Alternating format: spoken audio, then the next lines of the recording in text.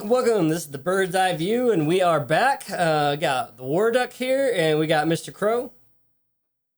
And we are going to talk about Dying Light. Now, I played this on PS4 and PC. Of course, I own it twice, like a lot of games I own twice, or other games that I've bought multiple times and still haven't beat. But that's why we're playing it now. Did you ever beat Dying Light, Mr. Krow? I did. I played it on the console version. It's been a little while since I played it last. But yeah, I did beat it. Great game. I definitely love the trophy hunting stuff. I didn't go get all the trophies, but great story. I love this game. It is a lot of fun. Now, this game came out in 2015. Okay, yeah, that sounds... and I got it on the PS4 on whatever release, midnight release or whatever release. Okay. And played some of it. I really liked the game, but I got it to play with somebody else, and then they didn't play it. And then so other people had it on PC, so I bought it again on PC. And I pretty much gotten to the same part every single time I've ever played it. Okay. And then like I've never gotten past it, and I was like, okay, so I'm playing it again now, and I actually just the other day, just Friday, got past the part I had never been past before. So I'm like progress. All right, but that's great. But this game came out in 2015. Now I'm gonna switch over so you guys can actually see the game play in the background while we chat about this. All right, here we go. All right. So the premise of this game is you are this undercover agent or mercenary or whatever for the GRE, which I don't know what that stands for. Yeah, I don't know. And I can't even recon some. No, I was trying to think of something clever with zombies, and I was like, yeah, I don't know. I got nothing. All right, So you work for the GRE and you get dropped in, and then all goes to hell, and then you're kind of stuck with these moral decisions, and it's a very gritty, dark game in some aspects because this guy is like caught between helping these people that he feels are good folks. Yeah. And then having to do a bunch of stuff that he doesn't really want to do for these other people. His job, if you will. Yeah, because he has to. Well, and then the third faction, the Rise faction, where he's like, I'll break both your freaking legs if you don't give me this money. And he's like, I don't really want to do this, but, and he like just jumps right into the role. And then he's like, well, I'm back. I don't work for them anymore. So let's be friends and help me out, It's like, yeah. But I don't. How far are you in the game then? So knowing that you have not finished it, I have. So I don't want to give away anything because it's a great story. This is a wonderful story for anybody who hasn't played it. This game's fun. So awesome. I've gotten to the part where we just found the explosives. Oh, okay. Then no, I can't even say what I was going to say. So that's as far as I am. And what the problem was the other day is I ran into a spot where I was like, there's no orange dot on the screen to tell me where I'm supposed to go and what to do. And I was like, oh, so that I was like just running around. And then I happened to run into, I went back to the tower just to find these persons because I'm supposed to turn in some flowers or something or other. Oh, okay. And then she's like, oh, thanks. Oh, hey, but by the way, go over here. And I was like, oh, all right, now I got the orange dot. Now I know where to go for the next mission and stuff. And now you got the help assistance. Right. So now I've like progressed the story a little farther to where I'm at right now. But there are tons of side quests too in this game. And that's where I run into a lot of my problem is I tend to want to do every single thing in the game. Yes. And so all these side quests, I'm out running around doing side quests, and I get so sidetracked because I'm like, here's the quest I want to do way over here. And so I'm running there, and I'm like, wait, what's this quest right here? This guy's asking for help. Let's help him. Oh, you want me to run all the way to the back where I just came from? Oh, okay. Yeah. Let me run. Oh, wait. What's this quest over here? Wait, what do you need? As you're running across, you're like, there's another person asking for help. Let me help you. And it's great because it forces you to explore places that you haven't been, and it forces you out of your comfort zone to go places that you might not really want to be going. Of the comfort zone, when you have your mission at night. Oh my God. It took me forever. No, my first night mission, I was like, no, I'm good. No, I'm good. I won't. I'm just screw that. Eventually, I had to do that thing. Talk about adrenaline the first time I did that. So the one I just did that really, like, I don't do heights very well, right? And it's like, go at night and climb up to the top of this freaking bridge and look over the edge and pull out these light bulbs and like. Oh, yeah. And because this is parkour and he's all like wobbling and I'm like, oh, like I can feel my stomach going. And I'm like, oh my God. Like tiptoeing to the edge. I'm like, ugh. And far enough? Am I far enough now? But this game is extremely amount of things to do, and it's extremely fun, and it's even more fun with multiplayer because then you guys can run around and do. There's challenges you can do and things like that. For the first time, I got invaded by a zombie. I didn't know, like, I knew you could play as a zombie, but I'd never been invaded, so I didn't really know what was happening. Mm-hmm. And so like the zombie like ran up, and I was kind of in a safe zone, so I was like, oh, okay, whatever. You know, and then so he was all jumping around, and I was just standing there in the UV light, and I was like, okay, whatever, you know. And then all of a sudden, like, he just grabbed me and chewed my face off, and I was like, what? That's not cool. And I have my UV ray light now. Yeah, so I was like, okay, well, I know that happens now. So there's like an added aspect. You can turn the public matchmaking off, because I had some random jump in and just start like giving me all kinds of stuff, and I was like, yeah, we're not doing that, dude. So I turned it off, and I was like, okay. That's exactly what happened when Carl and I, when we first tried to play it, like I don't know, about a year and a half ago, we decided that, because he's never played it, and so he and I downloaded it, we went and started playing it, and then all of a sudden this random guy just showed up in our lobby, and we couldn't move to the next phase. You know, it says open this door. Oh God, yeah. And so I'm trying to open this door to move to the next. And the random's out running around. It says, no, you need to wait for the rest of your team. Well, I didn't know random was here, and then all of a sudden I'm like, well, hey, come on, Carl, get over here. He gets over there and is like waiting for the rest of your team, and I'm like, wait, what's going on? How come we can't?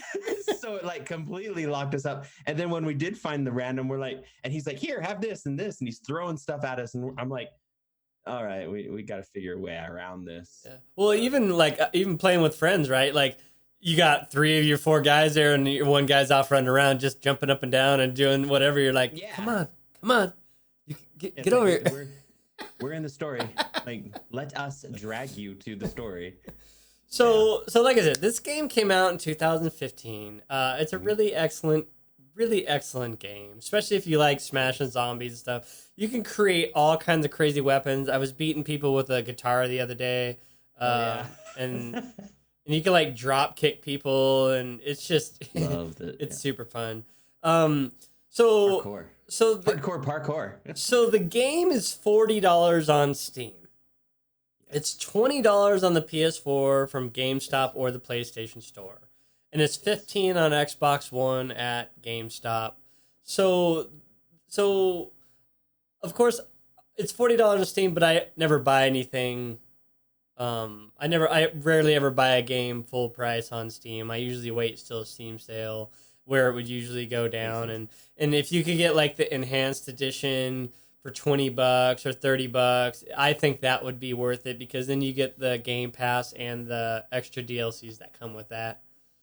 So that's my take on the price part of it. So the developer is TechLand, and they're most known for, of course, Dying Light, but they developed other games called The Call of Juarez. It's a Wild West gunslinger game back in 2007 on the PS3. I played it. I absolutely loved that, but I like westerns, and so I loved that game. And then they came out in 2009, Bound for Blood, which was the sequel to Call of Juarez, which I found just as good. And then in Nice. 2013, they came out with Gunslinger, which I thought was played better than the rest of them. And I thoroughly enjoyed all three of those games. Now, I didn't really realize that TechLand had done those games. I never really paid that much attention to who had made them. But in 2018, they've been busy. They did Pure Farming Simulator in 2018, and just recently in 2019 came out with God's Trigger. It's like a top-down Diablo-style game. But that's... Yeah, I've not heard of any of these games, though, myself. Yeah. and that's good. I hadn't heard of God's Trigger either. It wasn't highly publicized or anything. And that's not really my style of game either, so it's not something that I would have played. But here's the thing for me about why, in addition, that I would still pay for Dying Light, and I would probably still pay the full price if I absolutely had to, is TechLand as a developer, to me, really make sure they take care of their gamers and their people, the people that love the world that they play that game in. And they take pride in what they're doing. They is what I'm hearing. And the reason I can say that is they came out with 24 DLCs for Dying Light. Wow. Now, DLCs is just downloadable content, but they range from skins and weapons to actual new maps and new gameplay. And if you buy the enhanced edition, you get the season 1 pass that comes with like the Following and the Bozak Horde and the Cuisine and Cargo game DLCs for free. They just gave them to you. Oh, nice. Now, the Following, is that, I'm trying to remember that, isn't that the one that introduced the go-karts and stuff like that? The buggies and stuff like the that. Buggies. Now, I haven't played it. I haven't got there. But I play with Hardcase, and he's beaten the game 2 or 3 times. Fully Wreck has beaten the game 2 or 3 times. And they were telling me, oh, just wait till you get out of this initial thing and you get to the next area, that's where it really is even more fun. Yeah, because once you get the buggies, you graduate to the next. You've left the city, if you will. So right, so that's a fun game too. And so that's where I'm excited. But like TechLand just kind of gave those to you. They're like, we're not, if you got the season pass, we're just going to give you these games. And then if you buy the enhanced edition, we're just going to give you these games. We're not going to charge you. We're just going to give them to you if you bought the enhanced edition. Bam. And there's not very many bugs in this game. No, there's a few here and there, but it's a pretty well polished game. I agree, because I really haven't found, like, I thought I was screwed the other day. I jumped and missed the jump and landed in between a building and a fence. And I was like, uh-oh. And I was like trolling around, and then like I kicked at the wall of the building, and it just put me into the building. And then I was looking around, and there was no door, and I was like, oh no. So I kicked the building again, and it just let me through. So I didn't get stuck. I didn't have to reload. Sure, is it maybe a glitch? But even as a glitch, it wasn't something that I had to reload or fix or do anything. I agree. This is one of the... You didn't lose any unsaved progress. You didn't... This is one of the more polished games. I agree. And I can't think of a lot of where there was a lot of patches to it either. I can't remember them being a lot of patches to this game. I don't... Now that you mention it, no, I don't recall any updates being needed when I played it. So as a developer, when I look at TechLand, I look at that as something that, because they care about their player base and because their games are generally more polished, I feel really good about saying I would recommend this game to anybody. Yes. Now, okay, so this game came out in early 2015, and then right after that, in February, they came out with the DLC in 2015, the Cuisine and Cargo. In May, a few months later, they came out with the Bozak Horde. And then Yeah, in I didn't do that one. February 2016, a year later, they came out with the following. I did do that. And then they also did the free DLC 10 and 12, which was skins and weapons. They gave away 10 different packs in Okay, I remember that one. 12 months with all kinds of different weapons and skins and stuff for people to do. Because, I mean, let's get real. Like, It's fun. games make so much money on skins and stuff that Yes. it's ridiculous. And for them to, like, give a lot of those away for free was something that was kind of amazing. And that's a lot of things I think people don't realize is how much work goes into putting into skins. Right. It's a lot of work. So to give it away, that's pretty cool. Now, the thing is TechLand's not done. They're coming out with Dying Light 2, but they're not even done with Dying Light 1. And they were no, they're still working on it. So I wouldn't go so far as that. But actually that's not true. That's not true. I disagree. They are, because guess what? They just had a community event. Just the other day there was a community event. Okay. And so they still do some things, and basically it was like a summer community event. They still do that kind of stuff. So they do still work on this game. They're really involved. And they're keeping it going, and a lot of people still play it. Now, what I was getting to is on July 23rd of this year, TechLand is doing another DLC for Dying Light. That DLC is called Hellraid. Yes. Now,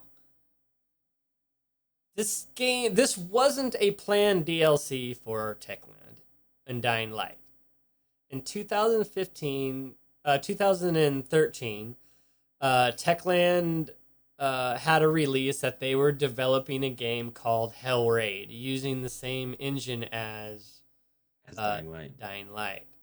Now, for whatever reason that I don't know, they canceled it. And I tried to do some research and find out why they canceled it. I never really came up with what it was.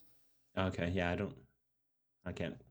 So, either, though, whether it was money or disagreements in development, or God knows why games just decide not to get released or whatever, it didn't.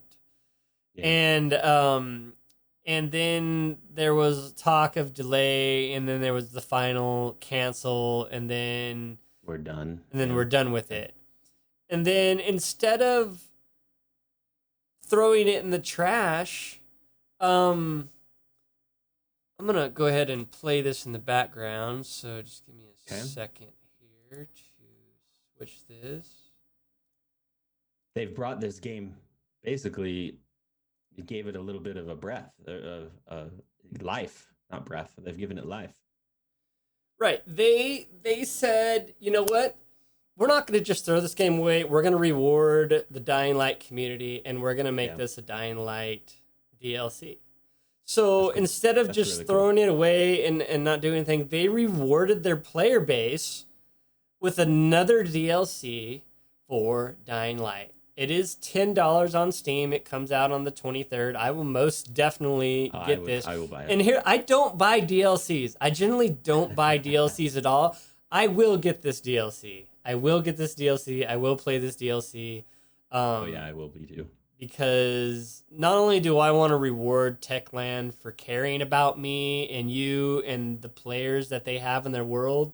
Agreed. It's also right up my alley of type of game. It's medieval skeletons and stuff, kind of D&D-ish and stuff. So that's like another reason for me is like, oh yeah, we're definitely getting on here to do this. So how can you not reward somebody like TechLand? How can you not?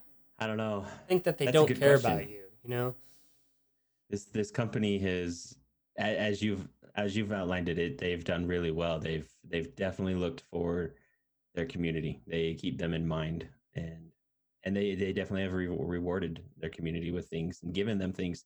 Still this day, I mean, yeah, for as long as the game's been out and they're still doing active things with their community with this game, that's pretty cool.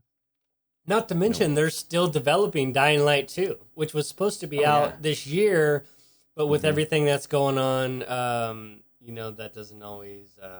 I kind of wonder if it was also with the new consoles coming out too. I think I wonder. I throw it out there. Everybody knew new consoles were coming out. Why not? Like I could see with how you have outlined for Techland of looking for the community and looking forward. They may be kind of holding out to try to reward their community with the new console. Yeah, and some places say that we'll just give you a free upgrade. We'll just give you a free upgrade to the PS5 version when it comes out. But I think Techland, I now that you say that, I'm gonna agree with you, and I think Techland probably is like, look, we've already made it available for the PS4 because that's what we were developing it with. Well, and you look at PS5, says it's going to be somewhat backward compatible too. Right. So they know. I would assume Techland thinks that somebody who's going to move in a console world of the PS5 is still going to be able to play Dying Light as well. Right. So they're probably taking care of their clientele, if you will. But with the added graphic capability of the PS5, closer to the PC, or if you're some developers that remain nameless, better than PC. We'll see. But it's like making sure that all their textures and all their 4K screens and all that stuff are adequate for the PS5 and the PC, and then doesn't hurt the PS4 ability to play the game with exorbitant load times or glitching and that kind of thing. Mm-hmm. I think that's also, by what you said, is probably where Techland has delayed the game. Not to mention the fact that with the pandemic, people aren't in the same room together, and probably passing different pieces to have different people approve and to look at stuff and to play stuff and develop stuff probably takes a little longer from not being in the same room. Because it's not like you can say, hey, Johnny, hey, come look at this glitch I found when I was running this playthrough. Let me show you. Yeah. You've got to record it. You've got to not necessarily have to edit it, but upload there's a little bit more somebody time. has to get to it. I mean, this is all speculation because I have no idea how it actually works, but that's what I envision it as, is instead of having Johnny who developed this particular piece right next door who can fix it, now you got to upload it. It's got to go through everybody else to get back to Johnny. Johnny's got to fix it, then it's got to go back, and then I imagine that just adds extra time. So I'm okay with the delay, especially because Techland's like, here, Dying Light 1, I know you're waiting for Dying Light 2, but guess what? We're gonna give you a whole new DLC. And what I heard is this DLC is kind of big too, because it's almost like a game in itself almost. That's what I've heard too. So I'm excited for that. Like I said, this is kind of right up my alley, and just watching it just looks scary. All kinds of skeletons and crazy stuff running around. And you still got parkour. I mean, who doesn't like parkour? It looks cool. Yeah, parkouring around a castle. Right? Oh yeah. And I think, if I recall right, they've introduced some new parkour moves in Hellraid, and so you're able to do some. Don't quote me on this, but I've heard rumors that you can do wall walks too. Like, limited. What are they gonna do? Like crazy parkour, like where you can do like crazy flips and stuff off. When you're. Because you watch YouTube where those guys are doing flip off one building and they miss and fall and break their leg and stuff, But I watch those outtakes too because those are the cool ones. I mean, that's why I don't do parkour. It's because I've learned by these guys. Well, even playing this game, dude, I miss and break my leg and. Oh yeah. Ridiculous. Yeah, it's fun. I'm looking forward to the Hellraid. It is. It's going to look good. They've got weapons. And here's the other thing: is pray and just hope that Dying Light 2 is cross-platform with PC and PS5 and PS4. People need to keep looking towards the cross-play. It's the future. And it's no more I'm a PC player, I'm a console player. Instead, it's more like, hey, I'm a gamer. Can we play this game together? Like, yeah, you're gonna have to add me and my friend because I play on this platform. Yeah. You know, it's I just I don't know. I had somewhat of a discuss on this on the stream the other day too. It's consoles aren't going to go anywhere. They're easy computers that are low maintenance for parents to buy young children to play games. And I have the PS4 because of the exclusives, like the recent game that came out that I'm playing, which is awesome. But and then I, of course, I spent like 4 hours the other night messing with my computer because something just wasn't quite right with it, and so that's where the consoles. I don't have to deal with that. I just put the disc in or download it, and I just play. I don't have to worry about Windows screwing you up or any of that. But see, then there's this tech people who like that stuff. You know, we tweak and adjust and overclock and do all of these things. You say we? Is that you? Well, yeah, it's true. I haven't messed with a gaming computer. Probably the last gaming computer I had was 2006. And yes, I fine-tuned that baby and pushed it to its limits. And yeah, it was good times. See, I do not, I don't do that. When I very first when I very first built my PC, I got the unlocked card so I could overclock it, and then I got the GPU and I was gonna overclock it, and then they had that the Bitcoin thing where all the prices of everything went, and I was like, yeah, I'm not replacing any of that stuff. No overclock, no nothing. No.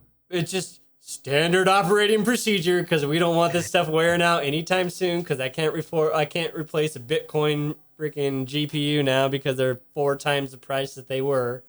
And so now I just buy the stuff that's big enough that I don't have to overclock it. And then I don't have to mess with it because that stuff always just scares me. It's like, oh yeah, overclock is so much more powerful. Yeah, man, I had to replace it because I burned up my CPU. Yeah, yeah, I don't want to do that. Have you ever edited anything in the BIOS? Other than fan speed, no. Okay, but you've been in the BIOS. I've been in the BIOS just to see what was there, what you can do.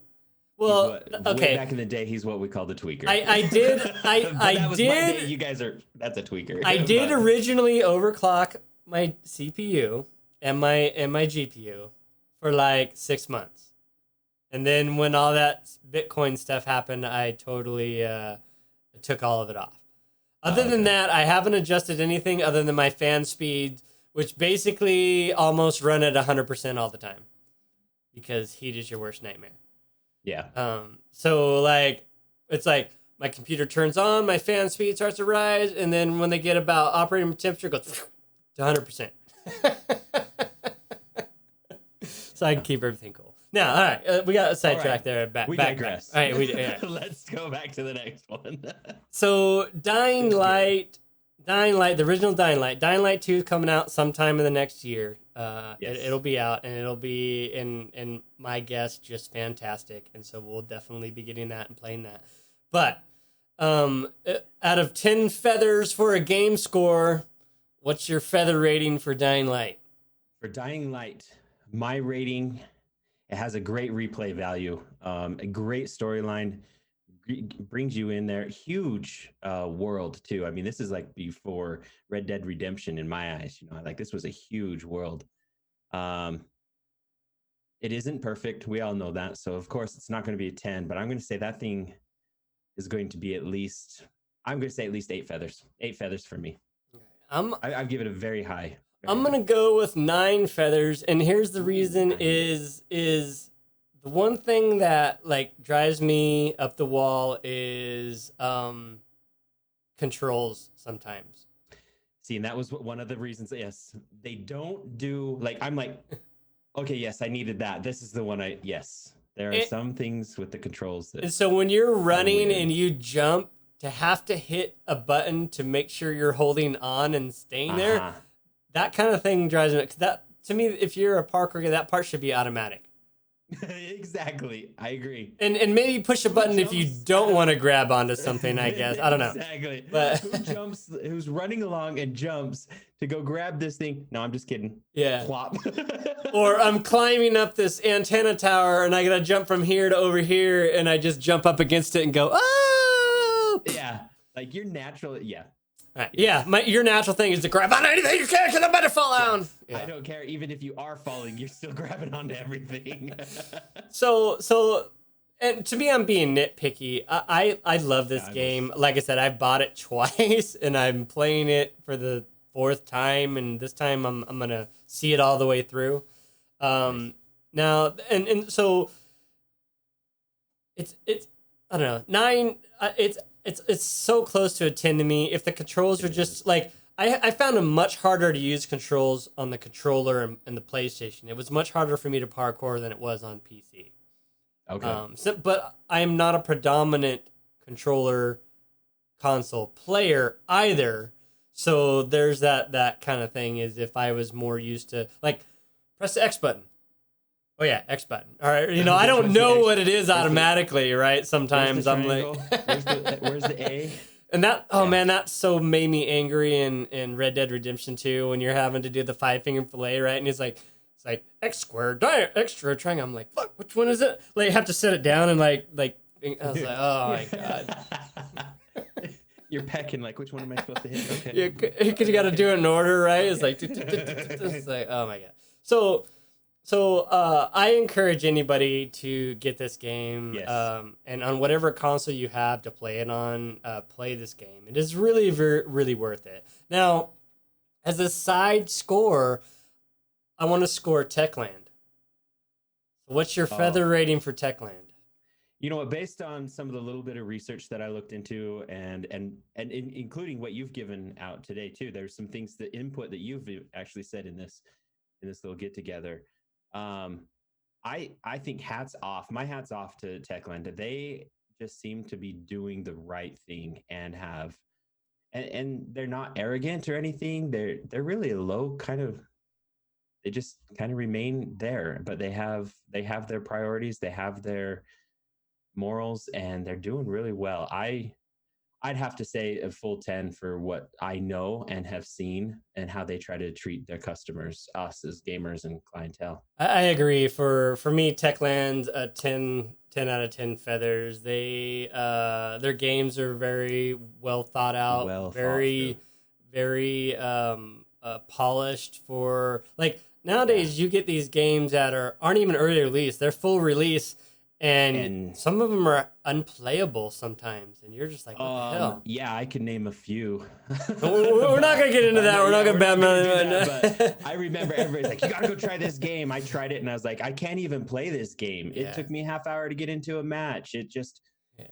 So TechLand, keep a watch for TechLand games. If you like to support developers that support their player bases, this is one of the great ones.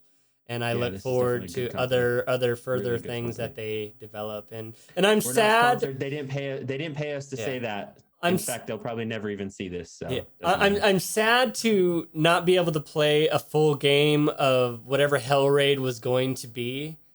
But at least they rewarded their player base, and we get a taste of it in the DLC, which comes out July 23rd. So either come check it out on one of the streams or get it yourself and play it through. Streaming it. Might do it.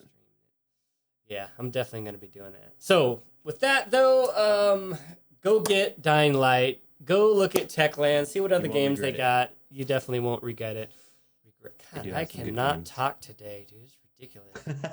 It's been a week. With that, though, awesome, guys. We are out of here today. Look forward to seeing you guys next time. Much love, all. Of course, Krow streams on Twitch over there at Mr. Krow 69. We'll put the link down the bottom. I stream on Twitch also, and then we both have the YouTube page, which is what you'll be watching this on anyway. So I guess I really don't need to talk about that part. And if you guys don't know, Duck is a full-time streamer right now at the moment. So and from what I just heard, it might be a little longer than I had anticipated because He's got an extended contract now. No contract, no contract. But I thought I would be going back to work in August, and now it doesn't look like I'll be going back to work in August, so it might be a little bit longer. So, yeah, I do stream at noon every day and 8:00 p.m. Pacific time. What time do you stream, Crows? 9 o'clock Central? I stream Monday through Friday at 9 p.m. Mountain Time. Mountain That's Time. 8 p.m. Pacific. That's 8 p.m. Pacific Time. Right. So come check us out. Come say hi. Yeah, or if you guys want to talk about anything or let us know, make sure you comment below. We always read all the comments. Yes. We always talk about them with each other because we want to know what you guys want us to talk about, what we can improve on, what you want to see. What you want to hear about. What you want to hear about. And plus, we just like... We need some pats on the back anyway, you know. So reach over and give. Especially after this week, we need lots of pats. High fives. All right, all much love, but we are out of here. See you, everyone. Laters.